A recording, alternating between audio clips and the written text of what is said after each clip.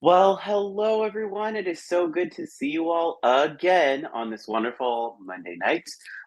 You are watching Basic Binges, part of Nom Talk Network.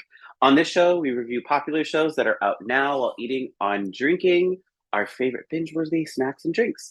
I'm your host, Jordyn Orozco, and right now I'm having a wonderful, lovely little Mai Tai, my Yeti. Ooh. And I know, right? Like fancy. And then I also have like a smorgasbord of things. So I have like cheese enchiladas, a little bit of beans from this wonderful local restaurant called Pepe's, and some Cracker Barrel mac and cheese in a box that I made last night, which is so good if you haven't had it. Nice. Except if you have like pasta bugs, it's not cool because like I was like cooking and there was like two. I was like, oh my god, no. So if you have those little pantry critters, make sure you clean out your pantry, do all that stuff. But yeah, that's what I'm having. I'm enjoying it already because I'm starving. But I would love to introduce my guests who I've had on a couple of my shows and done a couple of things with Bill and the wonderful Julie. How are you both tonight? Let's start with you, Julie. What are you munching on? Are you munching on anything? Are you having what's going on? I am. I made some pierogies. Yeah, Yum. but I Um, burnt them because I always forget that. So I go by the box. I can't like get off of the box directions. My oven is like it's too hot for the box Yeah. directions. Like it needs Yeah. less time than I. So I It's forgot like a that. it's like a I burnt. volcano that's ready to explode. Yeah, I see what you did there. So yeah, but it's okay. We're gonna dip them in marinara sauce, and they're gonna be great. Yes. So yeah, and then I got Absolutely. I'm drinking this Petals sparkling peach marigold basil. It sounds so bougie. Botanical beverage. My roommate got it for me. He knows I like just any kind of sparkling drink, so we shall see. It sounds good. That sounds lovely and botanical. I love Right? botanicals. So I love Yes. it. Bill, what's going on? What are you doing? What are you munching on? this evening, actually, I've got Grubhub or Uber, whichever one I ordered from, still awaiting arrival. When that happens, it'll be a nice, overly sized burger. But we'll save that for later on. Right now, we've got our ubiquitous either Coke Zeros for the most Yes, part. Coke But when things Zero. got hot and heavy, I do have my emergency bottle of Mephisto absinthe. You know, which doubles great as absinthe, or it can be used to remove grout from bathroom tile. Absolutely. Is that the one that's going to make you actually see, um, things? The problem is that doesn't really ever happen because the alcohol content is so high. I mean, like, this is what is it? This is 160 proof. By the time that you actually, have enough in your system to hallucinate, Yeah, you're in yeah. an alcohol coma anyway. Oh yeah. Passed out. Passed out. Absolutely. Um, he's like, well, if you haven't already known or guessed every Monday night that we've been on so far, we are talking tonight about the Rings of Power episode 6 that just aired on Friday. I gotta say, this was probably one of um, the most focused episodes of the entire series so far. I feel like it was very focal specifically on the battle that Ador's army and specifically that the one of the Southlands and the lovely individuals that were trying to defend, um, their territory. It kind of focused on that, which was really awesome. And I definitely want to get into all aspects and depths of what's going on in this. So, in as we see in the beginning, we sort of see the company from Numenor sailing across the ocean to get to the wonderful and amazing Middle Earth of the wilds of the Southlands, right? And we sort of see the interaction between Galadriel and Isildur, in its beginning, and I kind of enjoyed this interaction with them. I also enjoyed just kind of seeing and getting a little bit more in depth on maybe why Isildur and his dad and all like they have struggles and they have issues, right? Because of the mom and all that stuff. But also Galadriel sort of wanting to take charge in a way where it wasn't necessarily like you're going to do this. It was like, who are you, soldier? What's going on, right? Um, then sort of fast forward to um, Ador's army sort of arriving to the tower, right? And then that whole debacle happens with the tower, which I knew from the previous episode. I knew that shit was going to fall on them, and then they thought it was going to be complete, and I knew it wasn't going to be complete. And I was like, Uh, this is what they think is going to happen, and it's not going to happen the way they think it's going to happen. Um, and so let's briefly talk about that really quick. How did we feel about this scene specifically? Um, I knew that because it was in the beginning of the episode that not all tales are as they are told, specifically with this sort of like tower falling, and them thinking that they escaped, right? So let's start with you, Bill. What did we think about this whole in the beginning with the tower falling? Were you, I mean, were you convinced? Were you not convinced? What did you think about that? Well, I mean, it's kind of knew as soon as they got in there, and that there was none of the defenders there, that there's probably something, hinky going on, that's, a trap, either a trap being laid or they just fell back to a different defensive position.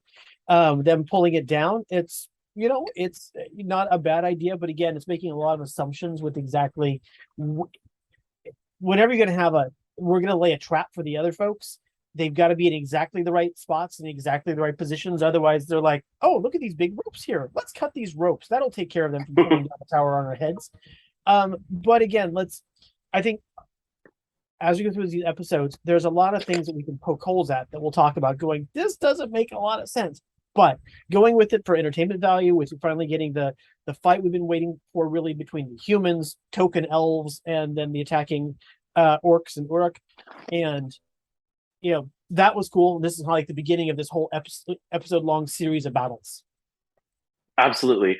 And I feel like it played ode a lot. So like especially later in the episode, when the Queen Regent's army came in and like completely was like, oh, we're here to save the day, whatever. It reminded me of the Battle of Helm's Deep, right? When like Gandalf comes at the very end and it's like, whoa, and they're like, oh shit, like we're fucked, right?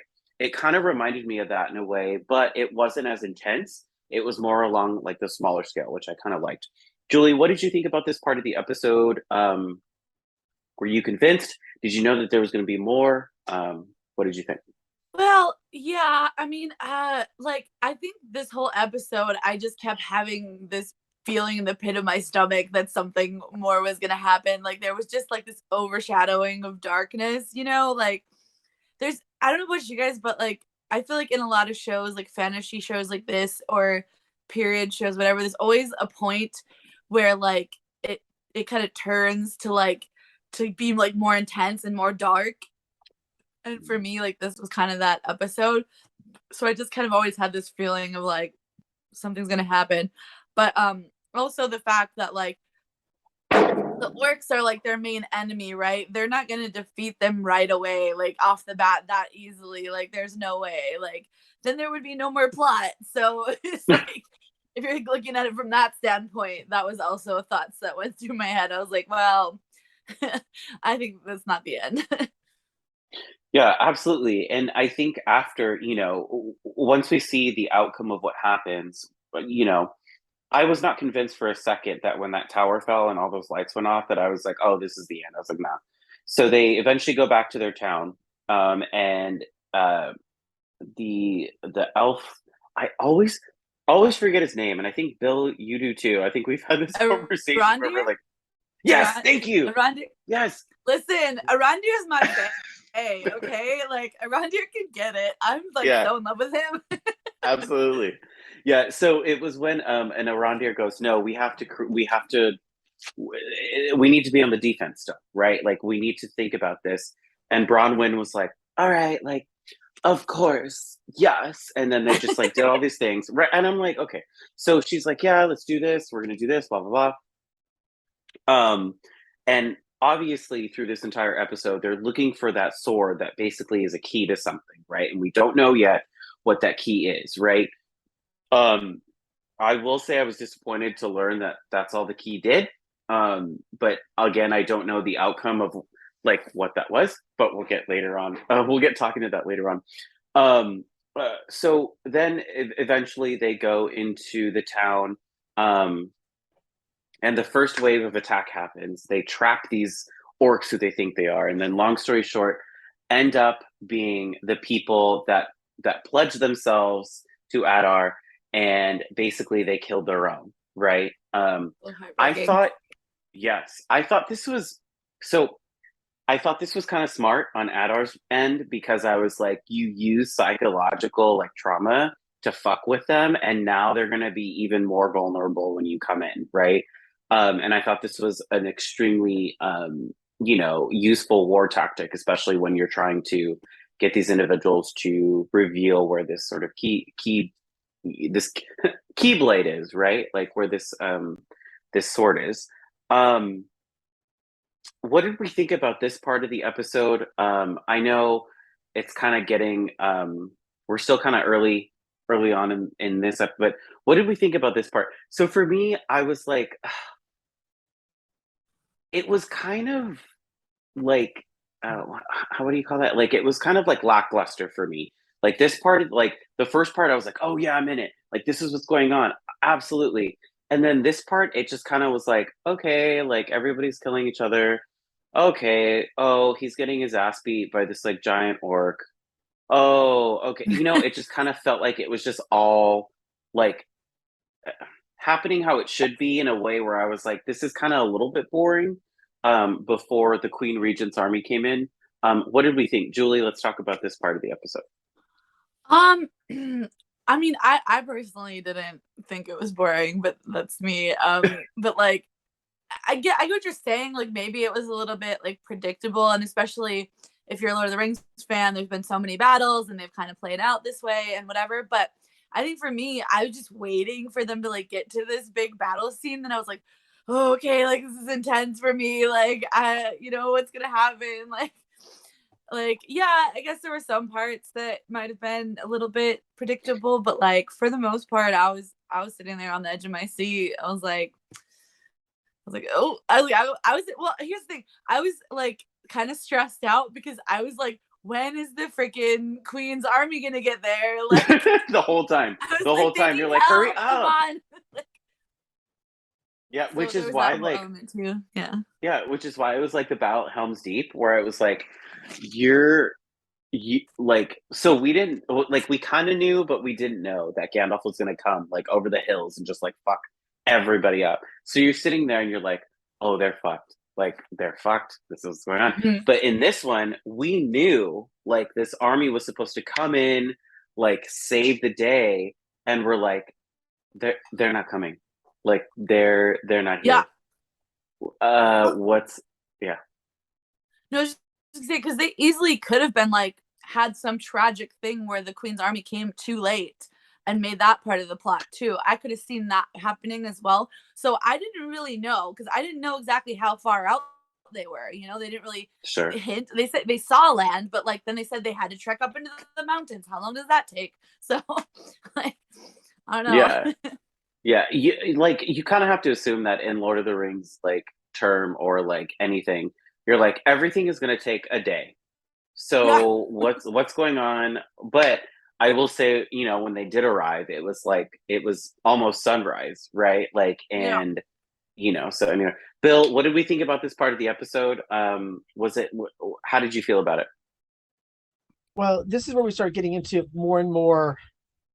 Everything is happening for the purposes of the scenes and the moment rather than the storyline.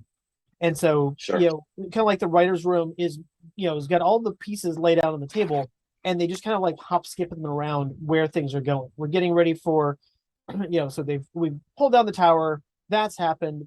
We're manning the defense down in the town. The first round happens, and then all of a sudden, like they're like, "Yay, we've won! We took a bunch of losses, but by golly, we're cool." And then it's like they're taking off helmets. Then all of a sudden, like, "Oh, psych! Those are just the cannon fodder humans that we had along in tow." So that's happened, and now round two starts happening, and that all starts bursting up when everything happens. Mm. Now, cut to, you've got the Numenor cavalry riding along, and again, this is where it really starts splitting into two different things. One is you've got to just go with it and enjoy what the story is going and what they're choosing to tell you. You can pause and go, let's remember how many ships they clearly expressed they were shipping across the sea, and how many troops they have, those horses would never have fit. Also, it's 1,200 miles.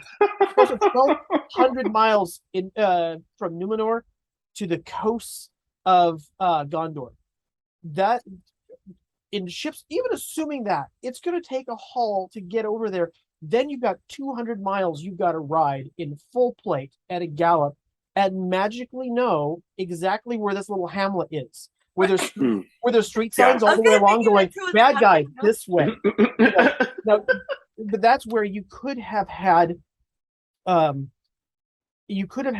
simple grace notes along the way to kind of explain shit, but they omit that. One, they could have said, basically, they didn't have to have this really lined up with timelines the way they've been expressing. Right now, when they flash back and forth, the implication is this is all more or less happening at once, especially ever since the Gandalf comic hit.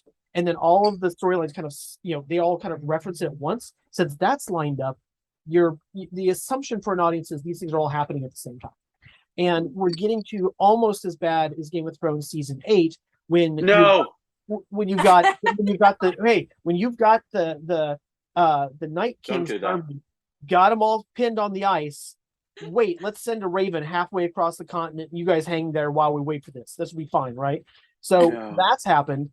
Same sort of thing here is they could have simply said, look, this is all happening at different times by doing something or another. And also they could have emphasized earlier, we established that Galadriel can kind of get a sense as to where evil is.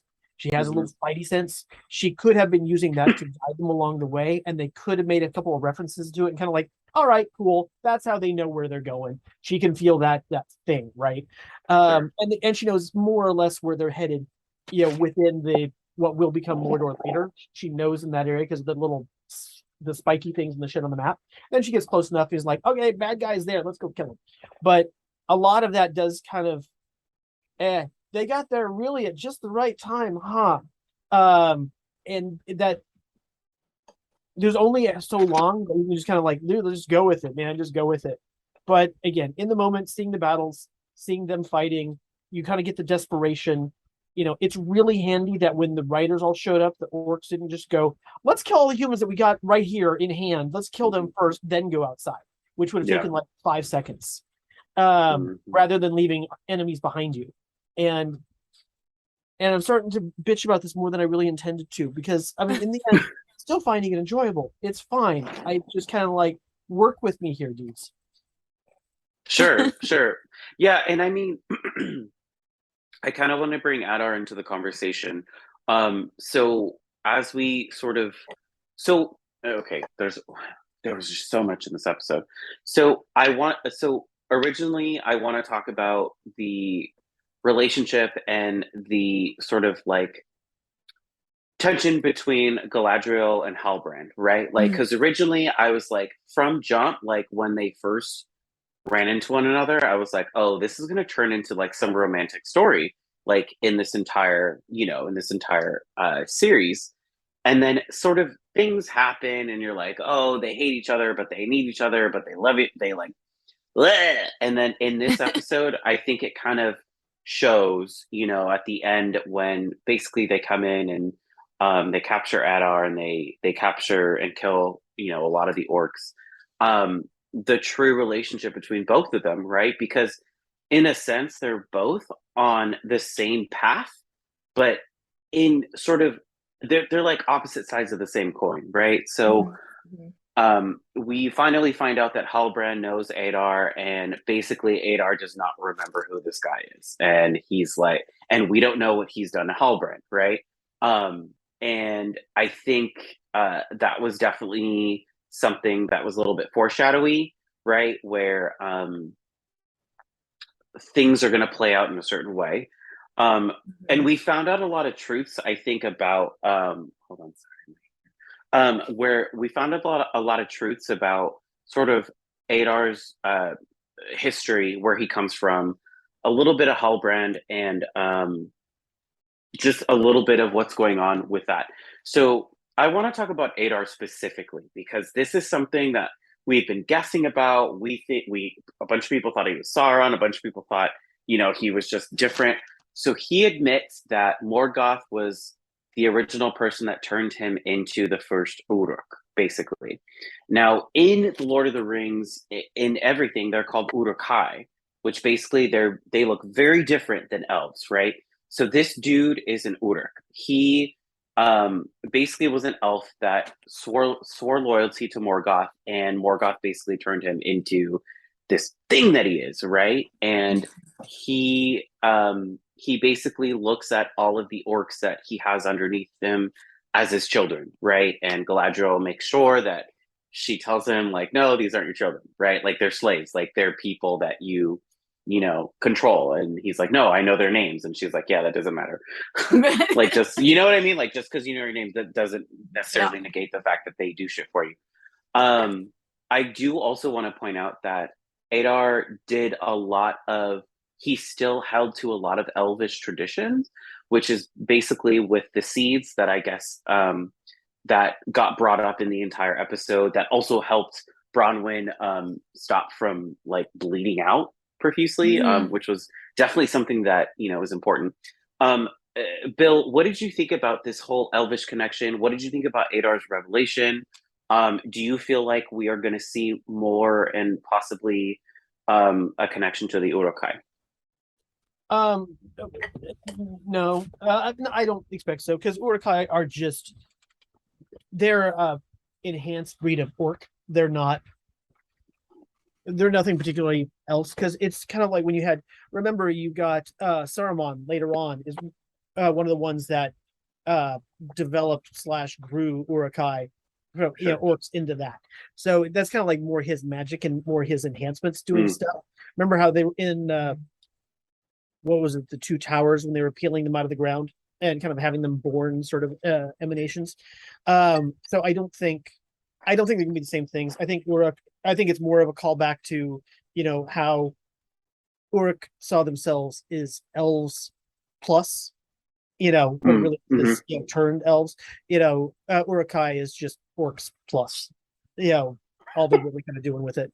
And you know, I did like with Adar that they're going along lines of, you know, unless it's really kind of a bogus storyline, no villain sees themselves as a villain.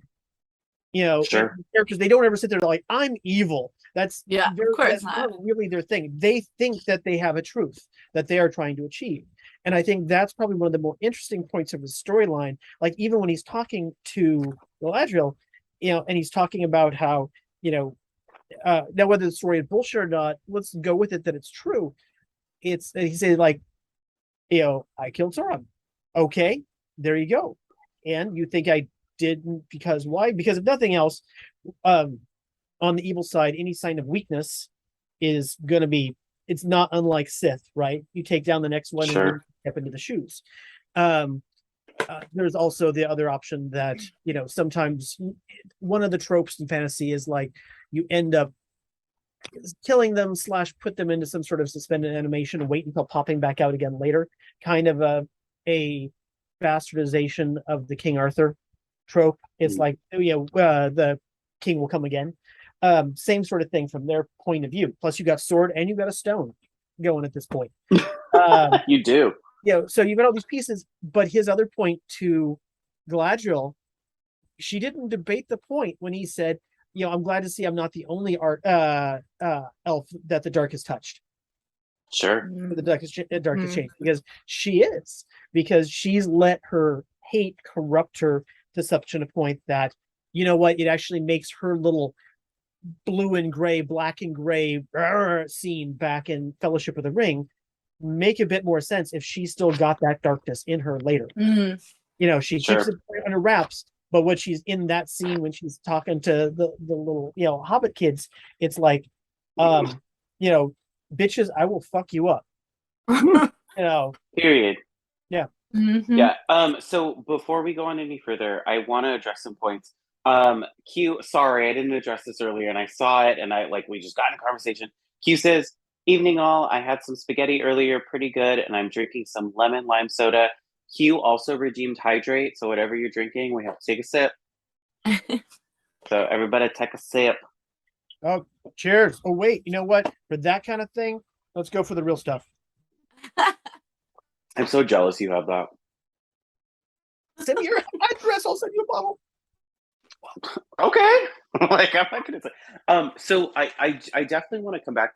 So I kind of also what you said about Galadriel, in regard to Touch in the Dark. I feel like it's very, very much giving first episode when her brother was talking to her and was like, in order for you to sort of understand both, like you kind of have to experience both, right? Hmm. Like, and I feel like she doesn't realize it, but she's experiencing darkness in a way where she will realize, I hope eventually, that she can't continue to go down this path. Otherwise, she's going to get corrupt, right? Hmm. And I feel like that's a really good point. Um, Before I get to mine, let's go to Julie. What did you think about this part of the episode? Um, I, Bill brought up a lot of good points, sort of, about what's going on, how these characters are evolving, growing. What did you feel about this part? Um, yeah, I mean, I guess I would agree with a lot of what Bill said, but I just think it's funny. Like, I think they really punked everyone with thinking Adar was Sauron. Because if you look at the like illustrations of the early like illustrations of Sauron and stuff, it looks like him. Like, it looks like some of the illustrations I've seen online, and I'm like, but whatever. I mean, maybe that's for further down the road. They're like, we're not gonna introduce Sauron just yet, or whatever. I don't know. But uh so I just was like, I don't know. I guess maybe I was a little disappointed that when he was like, "No, I'm just a Rick or whatever," but it's fine. But you gotta have a big bad, and you gotta have a big bad that's gonna lead to the other big bads down the road. So I guess, but what he was saying about, I was just gonna piggyback off what he was saying about, uh, um the darkness touching her, because then what he said at the end, what I almost can't remember, but it was basically like saying that she, kind of what you said about she's almost being like corrupted by it too, because she's got the hatred too. Like, she's kind of basically saying that him and his kind don't deserve to live and stuff like that, which, like, sure, they're bad and everything, but like, it's that whole, like, if you feel that much hatred towards a particular species, and you're going down a dark path too. So, Sure. but I did like the little interaction between them, just because it did tell us more of the story and who he was a little bit and stuff. Still, he's still a little bit mysterious, but we got a little bit more sense of what's going on. So, yeah. Yeah, and I feel like that part of the episode, battle aside, I feel like that part of the episode is probably pivotal for me, because as I was watching it, I was like, okay, like we expect all this battle, right? Like from any sort of Lord of the Rings or Hmm. Rings of Power esque, thing. But the minute we start to get to sort of the truth about like lore and shit that we've heard, um, is super pivotal to me. I don't feel like what Adar said was full truth, but I feel like there was obviously some truth because Galadriel experienced it, right? Like as we saw in the first episode, where she goes to the furthest north and finds where Sauron was, right? I don't think Sauron's dead because he is by trade a necromancer. So I feel like he is almost like Voldemort in a way, where he's like, no, I put some precautions in place in case some bitches wanted to kill me, right? And so I feel like we'll find that out very soon. Well, and But but I also, just knowing what we know, he can't be dead, right? Because there's, he. yeah, I mean, I don't know how strong the power of necromancy is, especially within this universe. I get But what you're saying. Like, he could potentially yeah, bring himself back or something. sure, sure, Okay, sure, I see and what you're saying. Yeah, yeah. yeah, and I mean, we don't know yet though, and even what Adar says in he devoted himself to healing the world, trying to heal the world, right? And you're like, okay, so did he start out as a healer? Like, was he a healer of this like dark army, and then all of a sudden turned to necromancy, which isn't unheard of, right? In universes where you have a healer who can heal people, heal flesh and bone, and do all that stuff, and then all of a sudden, like it turns dark, and then you're like, oh, they can bring back people to life, but not in a way that the light or whatever can do that. So I feel Yeah. like his sayings were very cryptic, sort of in what he was saying who Sauron is, and yeah, I don't think he killed him. I think that that was a sort of like a save face Yeah. to how devoted he is to this individual. Um, let's go back a little to Halbrand. So Halbrand accepted the fact that he was the king that was promised. And as we know, may lead to some, struggles, right? May lead to some, things that come to that might not be. And we sort of see Halbrand again in his element. I don't want to say element, but in his bad element when um, he's he's basically speared a neck with Adar and basically wants to kill him. And we don't know that history behind them too. But then Galadriel stops him, right? But we've also seen a part of this Halbrand when he's in Numenor and he beats the shit out of those people that basically corner him. So Yeah. this is also an interesting aspect to him specifically. I don't know if he becomes uh, one of the leaders of men, basically that become a ring wraith. I don't know, but this is something Oh, that's I didn't even think definitely about that. yeah. This is something that's very suspicious so on my part because we've seen two times when he sort of gives into that The darkness of rage. himself. Yeah, yeah, and I don't know, Julie, what did you think about Halbrand in this episode? Yeah, no, I agree with you. There's something going on with him. It's almost like they do. I mean, I have to say, I mean, that's kind of all Lord of the Rings, I think, franchise, but like, particularly the show does a great job of foreshadowing and giving you just little hints of what's to come. And like, I just have felt like from him for a long time that like he's a likable character. Like I Yeah. actually started to really like him, especially this episode. Like, he's kind of like the reluctant hero and that kind of thing. And you know, but yeah, there's just like some little twinge of darkness or of like we said, rage or whatever, like in there. And I don't know what that's gonna turn into. I kind of like I'm optimistically like want it to just be nothing, but like I knowing Lord of the Rings, like I think it might turn into something. And I never thought about the ring wraith thing. Like that's a complete possibility. And now I'm like, whoa.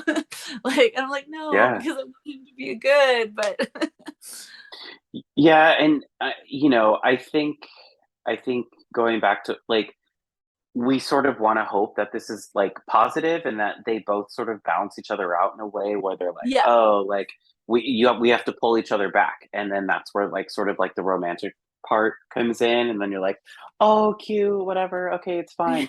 But I'm like with Halbrand, it's something different, right? There's and to be fair, another point, he didn't really do much this episode. Like you didn't see him like in the fight. You didn't see him like dodging arrows like freaking Galadriel was doing. You didn't see him dodging spears. He just sort of was there. And that kind of also irritated me where I was just like, I mean, you did save bro, Ellen. Is it Elendil?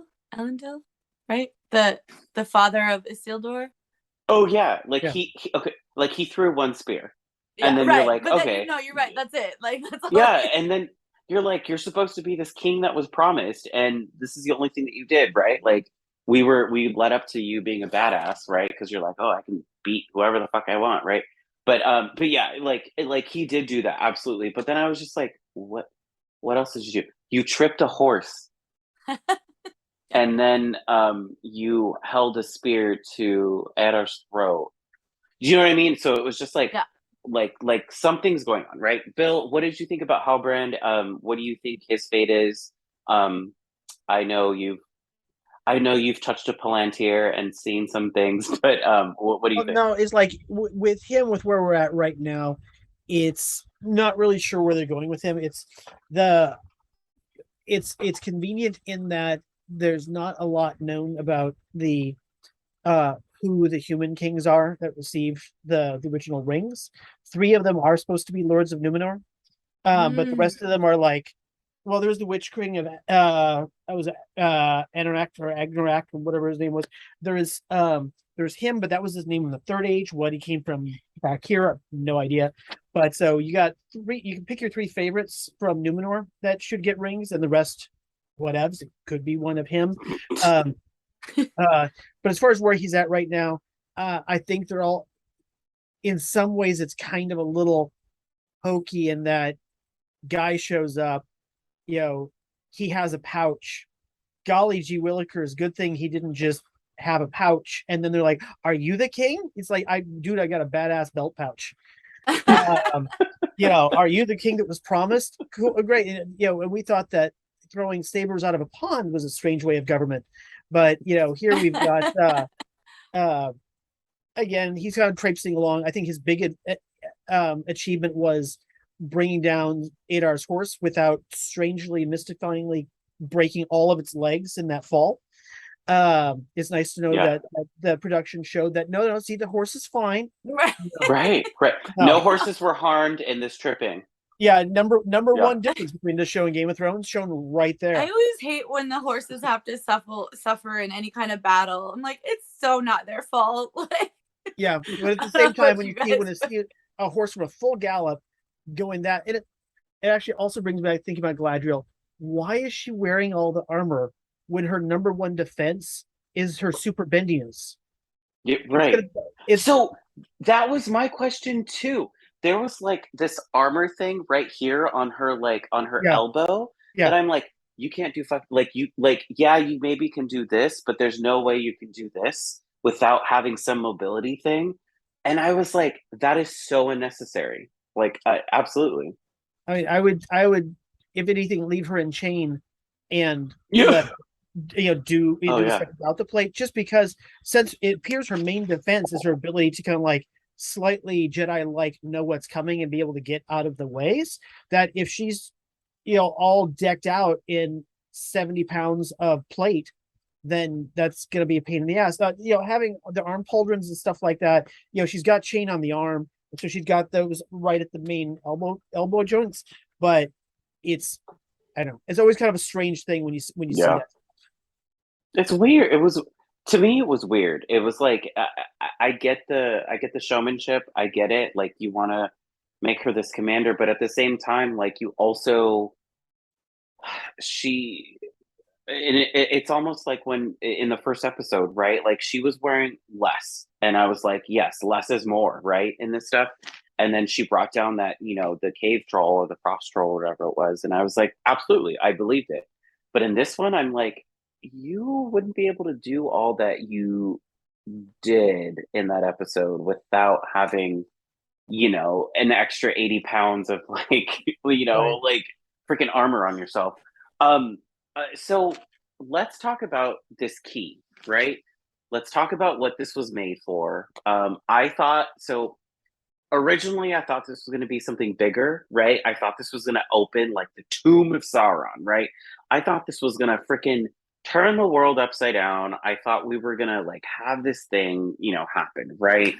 And this goddamn fucker who I've hated the entire time, I did not like this old guy. Let me tell you something. From the moment we met him, I was like, I do not like you and I do not like your character.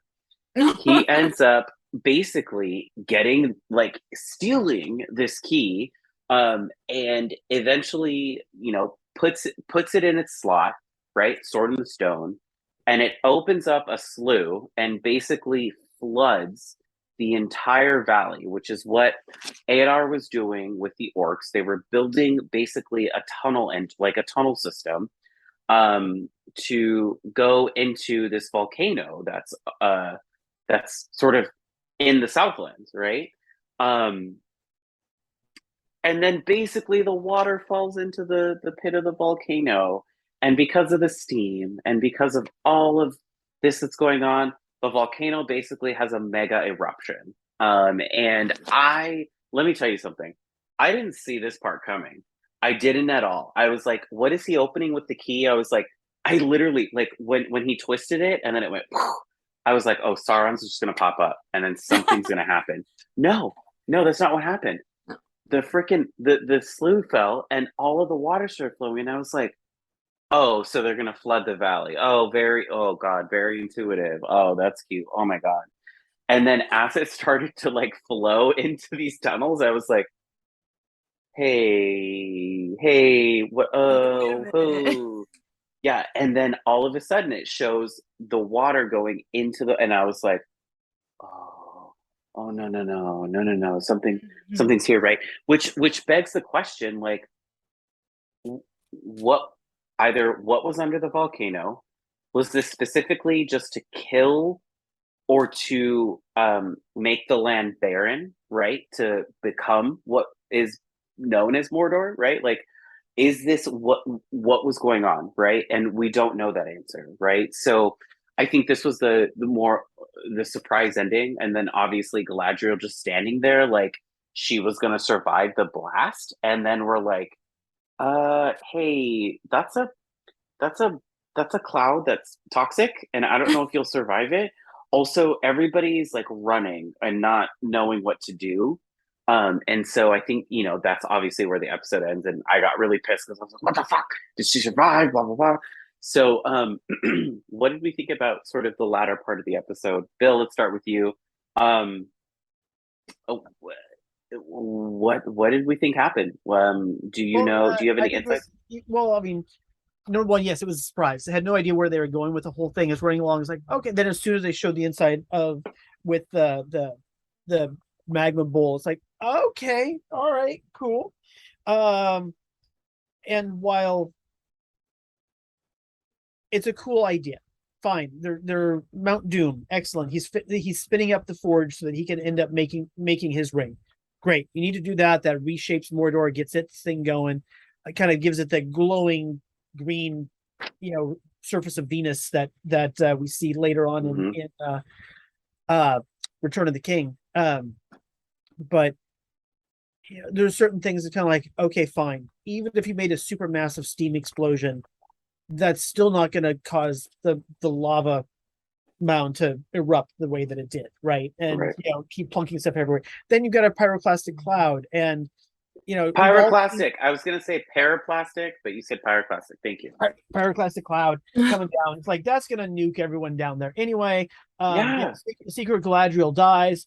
No, we've seen the rest of the movies. We know that she doesn't. So it's kind of like what, but it would be funny if wait, everyone else is dead except for her, and just like she's like, well, shit. So much for that idea, and off she goes. I mean, I dug it because it sets up in motion what happens next, but Sure. who's invariably there's going to be a bunch of humans still running around after that where they should we've all seen the amount of sulfur and toxicity that comes out of the even just the gases around those flows should keel them over pretty effectively, but it won't.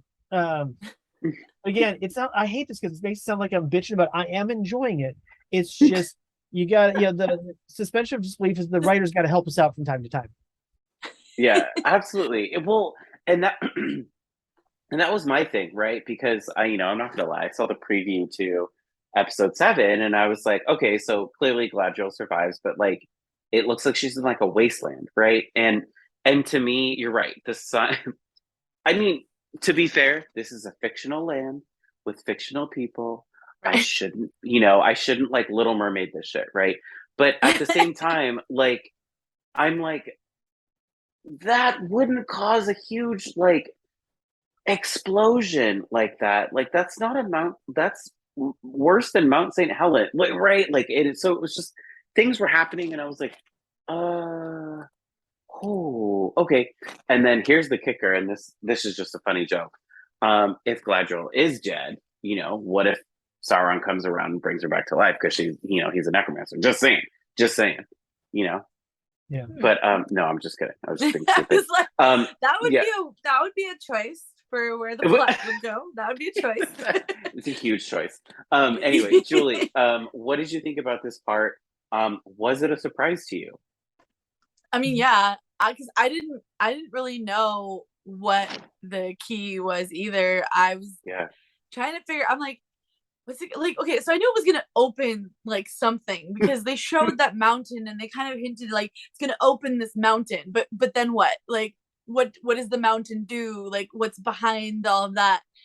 Yeah, it was like something mysterious is behind that big sculpture or whatever structure that So yeah, no, I didn't know. I was still guessing up until like the volcano actually erupted, and I was like, oh crap, like that's not good.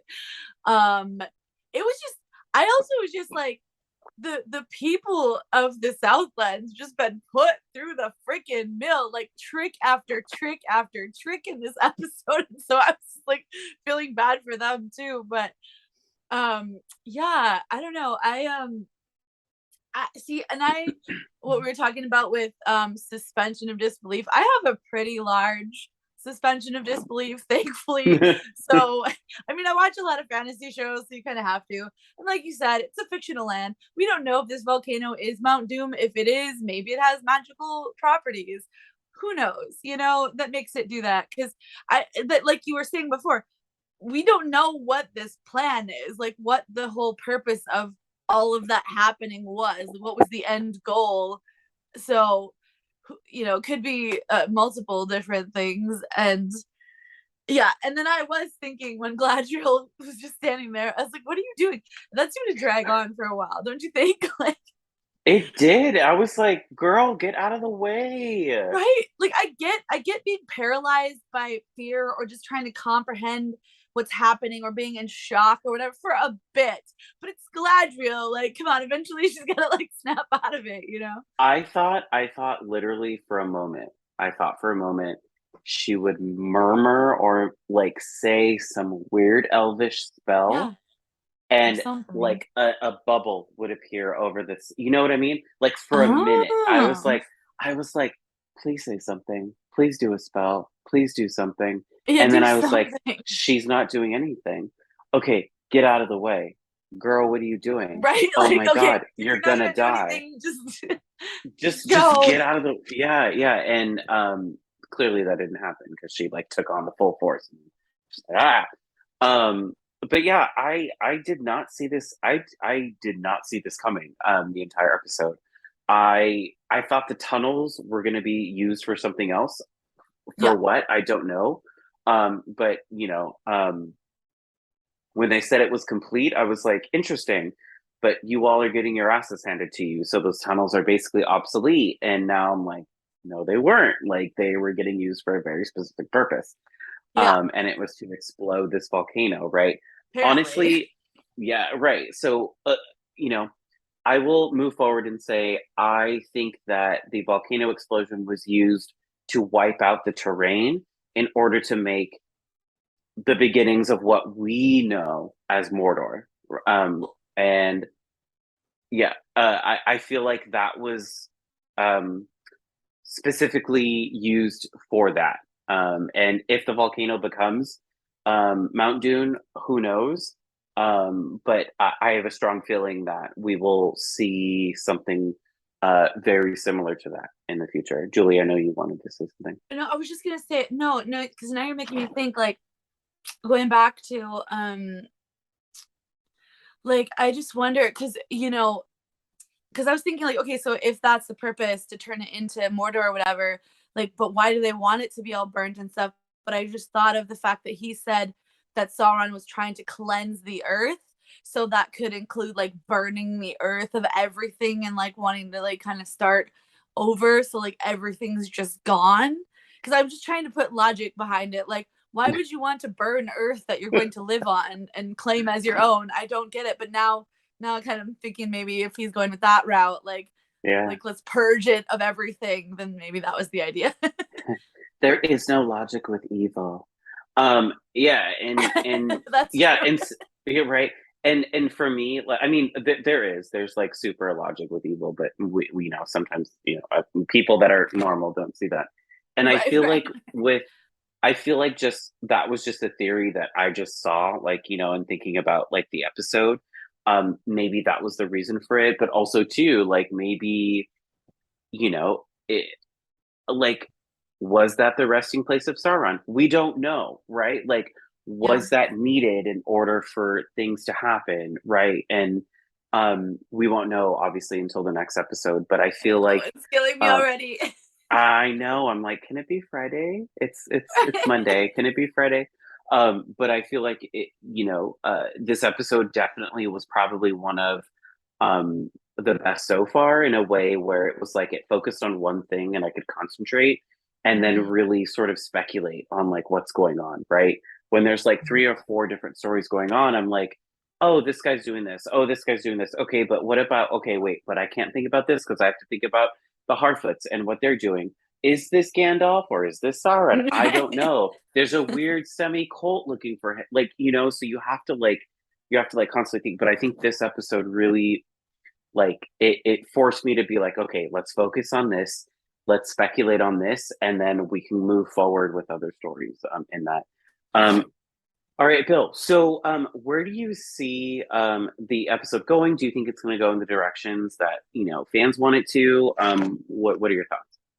Actually, I'll plead the fifth since I kind of know where it's going because it'd be unfair Ah, one with the other. So I'm curse going to hold off you. on it. I know, but I find it's going to be interesting coming back and seeing where you guys think it's going to go, and then we can talk about it a bit as the weeks roll forward. I'm excited. You I'm know, so if I was excited for just that. going to be my general viewer, my thoughts going to be largely around, again, at the very highest level that we kind of know some of the touch points that happen between now and kind of the where shit gets real and Sauron's back and he's got his ring, they've got the other rings. We still have a bunch of things that need to happen. Um, Sure. Numenor needs to go bye-bye. The Yeah. individual rings all need to be forged. After they're forged, then Sauron makes his ring. And so, how far along in that are we going to get in one season? How many seasons is Amazon wanting to drag this out? It's the rings of power, right? So does that mean we're just taking it through the creation of all the rings and then that's it? Or is it the entirety of the time that the rings are under Sauron's control, which would be going until the end of the fight that we see at the very beginning of the Fellowship, right? When he gets his finger cut off, um, and all those pieces happen. So that's kind of where my question is: how far will the season go, and how do we want to chunk it up for future seasons, and how many more with this season having had not entirely negative response, but it's been a very mixed response.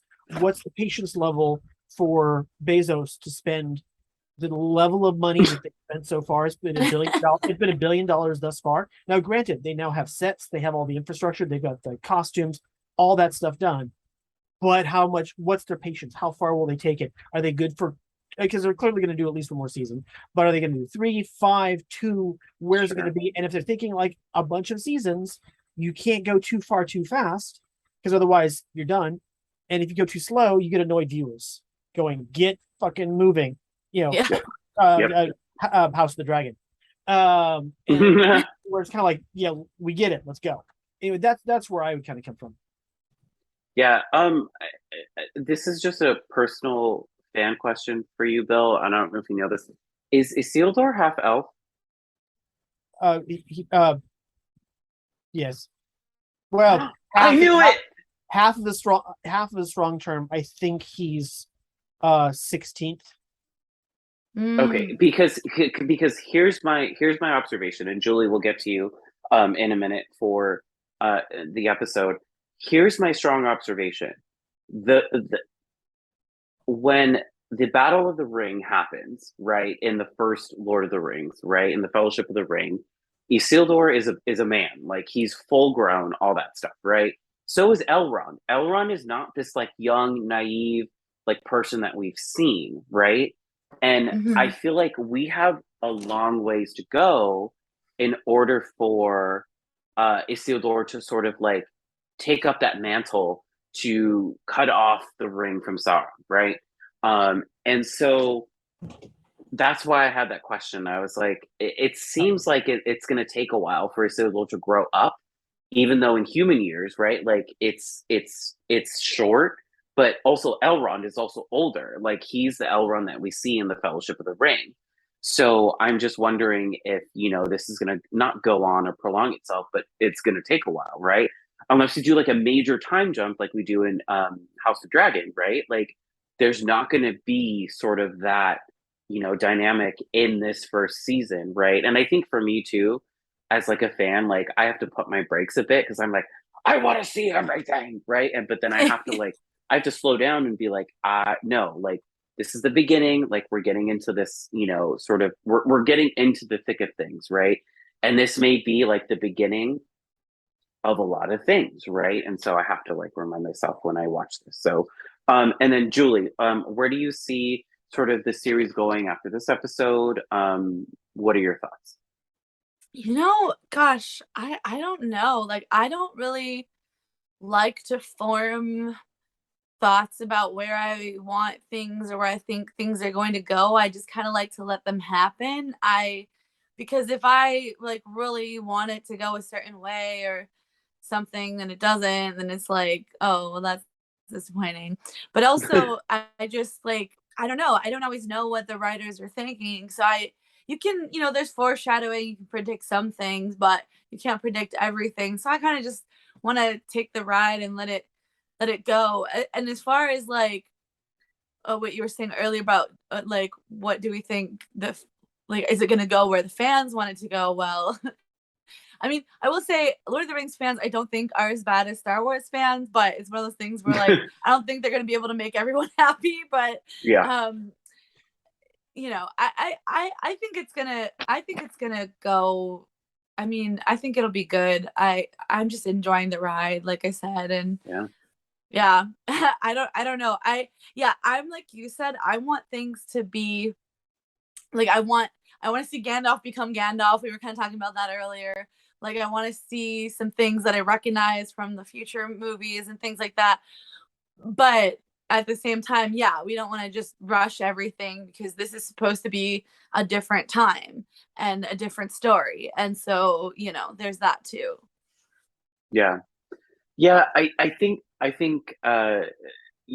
when after this episode, I was like, cool. I think it made me like slow down and realize like, not everything is going to go at the pace that I think I want it to go. And I was like, I guess I came in, you're right, with some expectations, and I'm not disappointed, but I'm also like interesting. Like this is interesting at how this whole series is playing out.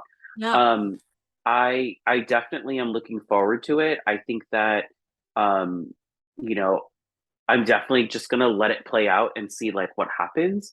But I think in this conversation that I've had with both of you, um, I'm definitely, there's definitely gonna, to me at least, there has to be more story building, and like kind of like what Bill said, like we need to create the first rings, right? Like before we even talk about the one ring to rule them all, Yeah. right? And I feel like that's gonna be something, that maybe next season will tackle is maybe the main story will be um the tower that forges all the rings, right? Like Yeah. maybe that will be the only right. And so I feel like that's going to be something that we have to look forward to. And this is just like a prequel to all of that, right? And why it's necessary to create balance in the world, and why it's necessary to destroy Numenor, right? And like all Yeah. the wonderful and amazing things that it is. Which I do like Numenor, but obviously it has its problems, right? Right. Yeah, so I'm it's not just a great. fan of all the citizens of Numenor. I have to say, No, they're not the best of peoples. they're not. They're not, and I think it's because it's like one of those. I was telling Bill last episode, like it's the Atlantis of of Middle Earth and of the Lord of the Rings, Hmm. area, and it's like people get this idea that they're perfect, right? And like Yeah. that they're the top of the top, right? And obviously, we saw with the Palantir in the last episode that that might not be the case, right? Like something's going to happen. So Hmm. I'm looking forward to that. Um, Yes. yeah, absolutely. So I think that's all the time we have to talk about. The Rings of Power, episode 6. Bill, Julie, are there any last minute comments that you'd like to make? Julie, any last minute things that you'd like to make about this episode? Just one thing, like I don't know. Well, and I guess my other thing that I'm interested in seeing is where Theo goes, like, Ooh, because there's obviously some darkness in him too. I know we can't really get into it too much, but like, I'm watching that. I'm watching him. I'm like, I want you to be good, child, but like, you're easily corruptible, clearly, and yeah, so like, yeah, I don't know. Like absolutely. Yeah, I mean, that was the only thing that I thought of. But yeah, I'm excited to see what happens next because cliffhangers. yeah, I know. I know, and I'm glad they did it in episode 6 and not like, episode 8, where it's like you have 2 episodes. Like, why'd you do that, right? Right. Yeah, definitely. Oh, I think. Bill, I know you. What do you think? Any last minute thoughts about the episode? No, pretty much what we've touched on so far. Just, I mean, for anyone that's kind of waffling on the series, come on, you've spent this much time watching it. Keep on going. Mm-hmm. Absolutely, absolutely. Yeah, I love I that. agree with that. Well, yes, that's our last minute thoughts. For me, I think that there's obviously a lot more to come. We have, a couple more episodes to go, more than a couple. But I'm really excited to see what happens. And I am on the edge of my seat every freaking Friday after I watch the episode. I'm like, what's going on? Which is why I don't like I like to binge shows. I don't like to just watch them every oh, it comes out every Friday. I'm like, oh, okay, great. Like I could watch TV for that, but I'm really excited for that. But yes, so thank you all for tuning in. Be sure to join our Discord to keep the conversation going. Shout out to my guests, Bill and the lovely Julie. It is so awesome to always have you on. Please come on whenever you feel like it. I would love to have you all on these conversations, especially as we reach sort of like the end of this series in the next coming weeks. It'd be great. Julie, where can we find you on the socials? Well, my primary one is at Raelyn on Instagram. I do have a Twitter as well. I don't go on it very often, but it's at Silent Caffeine. So yeah, those are my 2 primaries, I guess. That's so great. Caffeine is not silent with me. It's just listen, I made this when I was like a little bit younger and thought I was really cool being like, this is an oxymoron. Like I love that. No, I love that you kept it, which is amazing. Bill, where can we find you on the socials? You can find me on everything pretty much as Bill RW and the number 3 and writing mostly on Nerdbot. Nice. Please go follow these lovely individuals. They're awesome. They post wonderful content. They're awesome and better than me, which is great. And I hope y'all just have fun with them. You can listen to the show on Google Podcasts, Spotify, or wherever you get your podcasts. Don't forget to subscribe to our YouTube channel, Facebook, Instagram, TikTok, and Twitch. All of our platforms are at NomTalk Network. Shout out to our lovely and wonderful and amazing producer, Steph. Even in the face of emergency, she's there. She's like, hey, this is gone. Give us a minute. This is what's going to happen. And we're like, we love you. Like, whatever you say. Like, jump off a cliff. Great. We love you. So we love you, Steph. You're awesome. You're amazing. So tune into our next show, which is going to be the Nom-Watch Halloween Highlight Special, which is going to be tomorrow night. I'm so excited for that. I love Halloween, and so I'm really excited to participate in it and do all wonderful stuff to it. So it's great. And other than that, until then, I'm your host, Jordyn Orozco, and I hope you have a non-horrific evening. Good night, everyone. See you, everybody.